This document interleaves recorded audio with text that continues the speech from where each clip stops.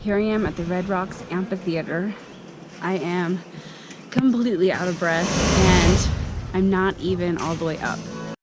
I think I can make it all the way up. There was even a sign earlier that said altitude getting to you, heart rate monitor. So of course we're out of our norm. I made it.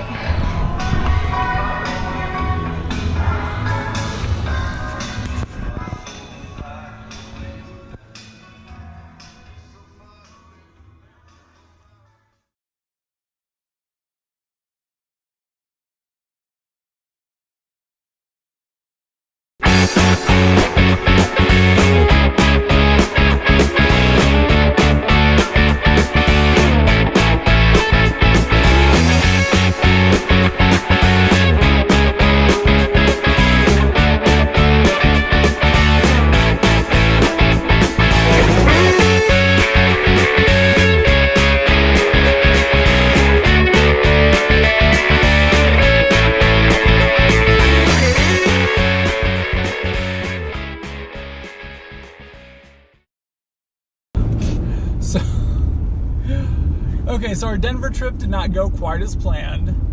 What we had originally thought we were going to do, we scheduled a hot air balloon ride. We were going to check out some of the local touristy areas, I guess. We're going to check out Pikes Peak. We're going to go to this like little village. What's that called? I think it's Tiny Town. Yeah, Tiny Town. It's like all these little miniatures.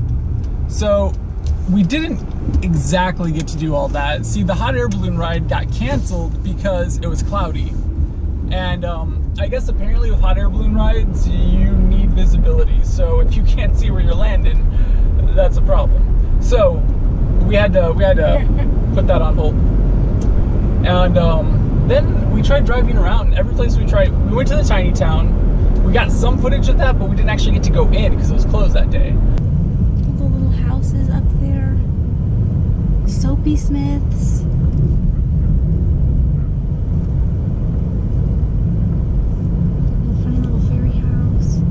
Windmill house.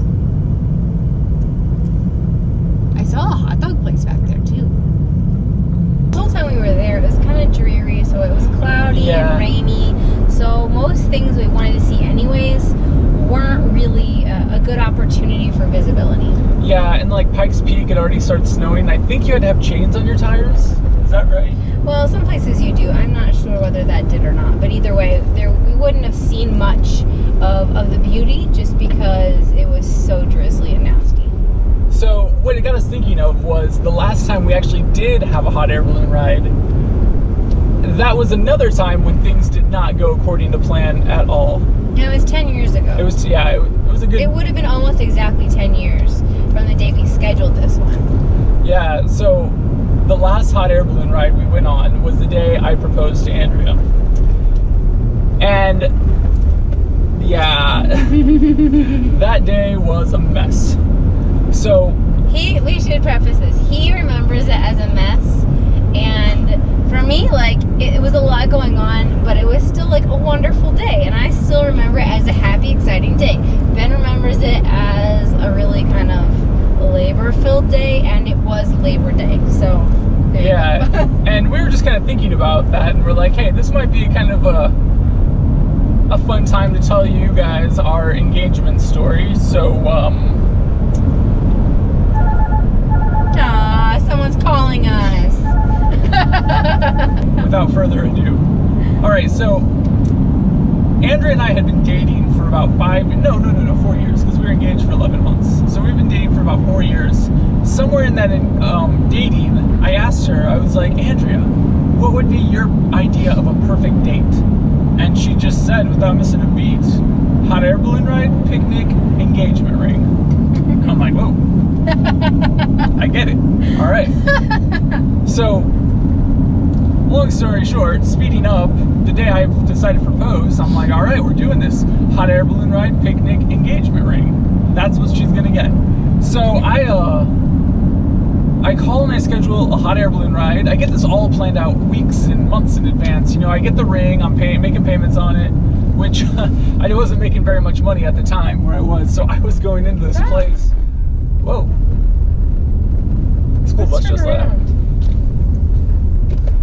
I was making payments every week, and I would just go in there and just drop 20 bucks. That's all I could spare, you know? I was broke. But I'm like putting 20 bucks down at a time for this engagement ring. And, you know, I eventually, you know, I get it. But, so I schedule all this, and then the day of the hot air balloon ride, her parents are in on it. Everyone knows what's going on except her. And I'm telling her we're getting up early to go to the zoo. That's about 3 hours away. And he wakes me up at the crack of dawn, and I'm like, look, the zoo can wait. It will be there in a couple hours. Yeah. I am sleeping. I go down, I go to wake her up, and then she's all like, the zoo will be there at 10. Leave me alone. And I'm like, oh no. So that's the beginning of things going wrong, right? And so we eventually get her up. I think her mom kind of coaxed her a little bit, because her mom knew what was going on. I don't think she coaxed me, but like she's all, you know, peeking her head out the door like, are you gonna take a jacket? It might be cold. And I'm like, what? So we're driving, and in where we live in Indiana, we have these county roads. They're just kind of like back roads and stuff, but they have kind of like what we're on now. Yeah. But they've got these ditches on the side, right? Which is what we have on the side over here. Yeah, you can't see it, but that's there. It's a big ditch. But the thing with these ditches is they don't mow them, so there's a lot of weeds that grow up. So we're driving on this county road, and I passed the place where they're filling up the balloon. I've never been there, so I drove right past it. And I thought we were driving to pick somebody else up to go to the zoo with us or something. I was like, I don't know what we're doing. This isn't the direction to the zoo. So I decide, okay, you know, I'm just gonna turn around real quick, and I try to do like a 3-point turnaround on these county roads. But the way the weeds are growing, it was deceiving how much grass I had to work with when I was turning around, because I kind of went off the road a little bit because I was trying to hurry. So I just turned sideways to pull into the to start my turnaround, and the front wheels catch the fresh dewy grass, or weeds rather, and lose all traction. And at that point we start slowly sliding down into the ditch. It's like a freaking horror movie, and the car's slowly being eaten by something, and it's just like I'm putting reverse and it's just spinning because the grass is wet and everything. And this is my car. It was my Honda Civic. Her car. I bought it. I was making payments on it. Like, this is my baby. Yeah, and so I get out of the car and I look, and the back tire is this far off the ground. It's just like, it's in there. And I'm like, oh no, I have never driven into a ditch before in my life. And today, of all days, I coast into one, very politely. And I'm like trying to tell Andrea, like, we switch spots, I'm trying to push it out and so her, you know, put it in reverse and everything. But when she lets off the brake, it just slides in onto me. And so I'm like crawling out of this ditch. And then her parents come by because they were going to meet us at the hot air balloon. And they show up, and all they see is their daughter's car in a ditch, like sticking out of a ditch. And I'm like trying to like keep everyone calm and everything, and I'm gently like, it's okay, we slid into a ditch. I did not drive us into a ditch. It just slowly heard none of it. They were just like, Andrea, are you okay? And I'm just like, and then of course they go up to Andrea and they're like, are you okay? And she's sitting there like, I drove my car into a ditch. So we're starting off with a bang right now. And then I call, I don't know if I called the hot air balloon people or if they called me, but either way, we get a hold of each other on the phone. And they're like, hey, yeah, we gotta go now. And I'm like, the balloon is up. They're like, yeah, the balloon is inflated, we need to go. And I'm like, I'm almost there. I drove the car into a ditch. And they're like, oh, okay, well, we'll come get you. So they come in this truck to come pick us up. And they stick a cone in the middle of the road. My car is half in the road and half in the ditch. And they just put a little orange cone there, and they're like, okay, let's go. And I'm like, you have got to be kidding me. We're just gonna leave my car half in the ditch and half in the road with a little stupid cone? Like, oh my gosh. But that's what they did. That's exactly what happened. And so Andrea's parents decided to stay with the car while we went and had fun. And fortunately, when we got on the hot air balloon ride, I'm sitting here like, oh my gosh, please don't float over the car. And because we would all be looking at it, and the guys that were flying us would be like, gosh, what's with this dude? Oh. And fortunately, the winds were blowing us in the right direction. That I didn't even see the car. I'm like, good. You know what? Just, yeah. So But it was pretty emotional because at this point, like, my car is in the ditch. I know that I'm getting engaged because there's a hot air balloon. And so I'm like kind of like crying as we're signing like the waiver and stuff, getting into the hot air balloon, because it's just very emotional between the car and engagement. It's just too much, too much. So while we were in the air, there were actually two people that tried to tow out my car. The first one could not get it out. The second one actually got it out. So by the time we actually were done with the hot air balloon ride, my car was safely in the driveway. yeah, in the driveway of the hot air balloon place. Yeah, the people who had the hot air balloon And my place. parents actually had chased, like what they do is when you're up in the hot air balloon ride, people chase down below you. So they drive and follow you, so that way when you land, you can actually get back to where you started. So my parents actually followed us. Yeah, so we rode back with them. We got in Andrea's car. And the hot air balloon itself, it was awesome. Yeah, the hot air balloon ride was great. That It was part amazing. did not It suck. was so tranquil. Everything down below is just so beautiful. It's just quiet And and yeah. If you've never been on a hot air balloon ride, even if you have a fear of heights, it is unlike anything. Like, you will not be afraid to get up in one of these. Like, well, I mean, maybe to get up, but once you're up there, it's not scary. Yeah. Like, I don't like ladders. Yeah, you but get- I like flight. But even with that, there's no sense of vertigo. There's nothing. And in fact, I kind of felt a little weird about it because I'm like looking over. I'm like, you know, it just kind of looks like the ground is still right below me. Everything's just miniaturized, and so I still kind of felt like I could just crawl out of this basket and, you know, just be on the ground. But I mean, I would have died, so I didn't do it. I Oh mean, my goodness.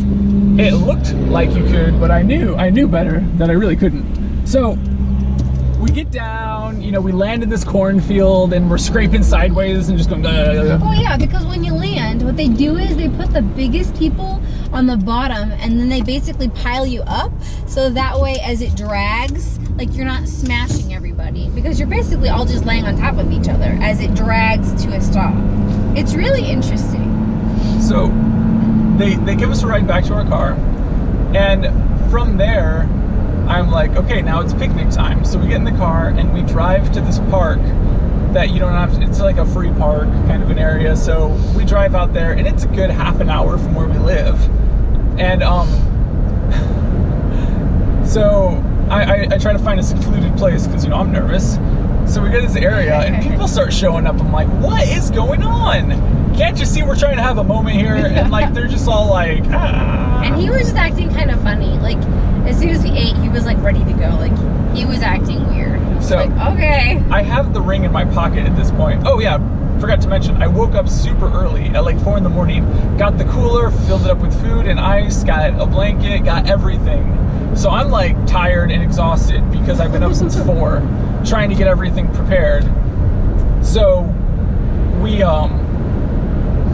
wrap up the picnic part and I'm like, let's walk down this trail. And we find this little trail and I'm like, all right, there's no one around, there's a lot of trees here, this is a good spot. And I pull out this card that I have been carrying around with me for a while. Before you say that, we should note that it is incredibly buggy in this woods. Yeah, Like, there are bugs everywhere. It was kind of gross. Yeah. So anyways, he pulls out this card. So the backstory on this card is Andrea and I's first date was her senior year in high school, and I went to it was a work Christmas party, right? Mm-hmm. And afterwards, I didn't live in the area, so afterwards I was hanging around town with her, and we go to a CVS or something like that, and we're looking at the greeting cards, and she finds this one that we thought was so perfect for us because it's all like how, you know, you love the other person or whatever, but it was made with like a collage of like road maps and stars, and Andrea liked stars, and the road maps were kind of symbolic because I lived in St. Louis at the time, so we're driving all the time to see each other, and so it was all about travel and Long just distance. yeah, a lot of things that were kind of like special to us at the time. So I bought that card that year. Like before I went back home, I went and I bought that and I kept it for 4 years. He kept it through 2 breakups. Yeah, we're kind of on again, off again. And I had always decided if I propose to this girl, I'm going to use this card to propose. Now, fast forward to when I propose, I give her the card. She doesn't remember even looking at it, and I'm all like, oh, I thought that was going to be romantic as hell. It was 4 years before though, and 2 breakups. I mean, it was a really awesome card, and I felt terrible, but I did not remember it.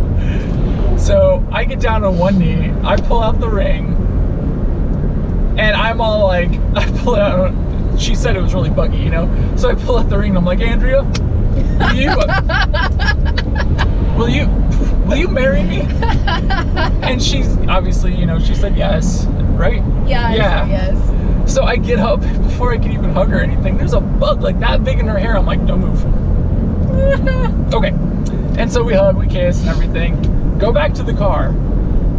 And we get in there. I go to turn on and click, click, click, click, click, click, click. Oh no. Click, click, click, click, click, click, click. Yeah, the battery was completely dead. Gone. And so at that point, we call her parents to come and see if they can jump us. And they're back home, which like I said, was a half an hour away. So they drive a half an hour to come see us, try to jump the car. They had a battery charger. They brought the battery pack, but it didn't work. It didn't work, but they didn't have jumper cables, and I did in my car back home. So we had to ride with them all the way back to town to get my jumper cables, and then they drove us all the way back to the car to jump the car. And then from there, we decided to wind things down, and we drove back on the other side of town. So we're good 15 minutes on the other side of where we live. And we go to an ice cream place to get ice cream. I pull into the parking spot and I turn the car off. I'm like, oh wait, I don't think I'm supposed to do that if the battery's not charged. Yeah. And then right away I'm like, click, click, click, click. Oh. Nothing. Gosh. Luckily, my parents were actually going the same direction because my mom is a teacher and she was going to go take care of something at school. So they happened to be in the same area, so we called them and they came to jump us. Now the problem was that as we both were leaving the parking lot, the car died in the turn lane. Not just any turn lane. This was to get on the U.S. road. Yeah, it's a big road. It was a big road that goes through Indiana. And we had 3 cars behind us. Anyways, so basically, Ben and my dad jump out. So they're behind us. So Ben and my dad jump out, and I jump into the driver's seat, and they basically push us onto this big road to push us back into the parking lot. So it was kind of intense. But the problem is that, you know, depending on the kind of car you have now, if you can't turn on your car, you can't use your power windows. Or locks. Or locks. And so we had to jump the car for like a good half hour, 45 minutes, just to get the windows up. So that way we could leave it parked. So that was chaotic. I mean, we're sitting there trying to jump it just to get it into neutral, just to, you know, to park it and get the windows up. But also we were at the mercy of your parents. Exactly. Because our car was dead, we were with them, and they're like, we need to go grocery shopping. We need to get some groceries. Do you guys mind coming with us? And so, keep in mind, I've been up since 4, and this has been a stressful day. And so I'm like, sure, let's get some groceries. So we're walking around this grocery store, and then they go to Sam's Club and all this stuff, and we're just walking around all day. And we eventually have to go back to my car to get my tow rope, which is in my car, because her car is kaput. There's no charge in it. And we had to charge it another 20 minutes just to get it to go into neutral. Jump it, yeah, so that way we could actually tow it. Yeah. But the problem was once we got it to do that, then we have to actually tow it home, and it was hot. It was like super hot, and we couldn't get the windows down. It was between 85 and 90 degrees. We had not enough charge to even roll down the windows. And like I said, just normal driving, it was 15 minutes from where we were, but we were towing it with a rope going like 5 miles an hour. Yeah. So we are ending our day being towed in an oven. And in Indiana, it gets humid. Like, we don't just get like heat, we get like you have to swim through the air kind of heat. And so we're just sitting there like, and Well, just driving. And then people so were slow. calling us and they were wanting to hear our story, our engagement story, and congratulate us. And we were like, look, we need to call you back because we're exhausted and we don't want to talk about it right now. My phone. So we were engaged on Labor Day, a day of labor. But whether Ben says that it was chaotic and bad or whatever, either way, it was still a wonderful day because Ben bought me this beautiful ring. And, you know, they talk about, like, I don't know, as an author or something, you have to go through hell to get, well, he says Robert when you're McKee writing a says that. story, you have to drag your character through hell. That way, you know, to get what they want. And the reality is that Ben not only scrimped and saved for this ring when he didn't have any money, but then he went through hell on the day he proposed. So either way, here we are, more than 9 years later, and it's still a great story. Yeah, and aside from her saying yes, this last hot air balloon ride, things did not go near as bad as the first hot air balloon ride. So we're really thankful for that. But And we'd still go again. Yeah, it just got us thinking about hot air balloon rides and when plans don't go according to plan. So That's just how life is. I mean, not everything's always going to work quite the way you want it to. Oh well.